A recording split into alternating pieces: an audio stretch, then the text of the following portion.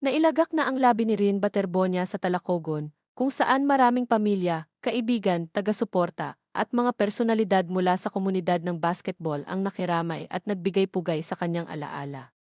Naging emosyonal ang huling pamamaalam kay Rin. Marami sa kanyang mga mahal sa buhay ang hindi napigilan ang kanilang pagdadalamhati, kabilang ang kanyang ina, mga kapatid, at iba pang kamag-anak na labis na naapektuhan ng kanyang pagpanaw. Sa gitna ng kanilang pagluluksa, patuloy na nananawagan ang pamilya ng malinaw na kasagutan at hustisya hinggil sa mga pangyayaring nauwi sa trahedya.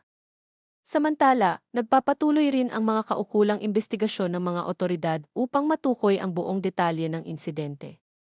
Marami naman ang nagpapaabot ng panalangin at pakikiramay sa pamilya ni Rin sa napakahirap na panahong kanilang pinagdaraanan. Patuloy nating ipanalangin ang kapayapaan ng kanyang kaluluwa at ang lakas ng loob ng kanyang mga naiwang mahal sa buhay.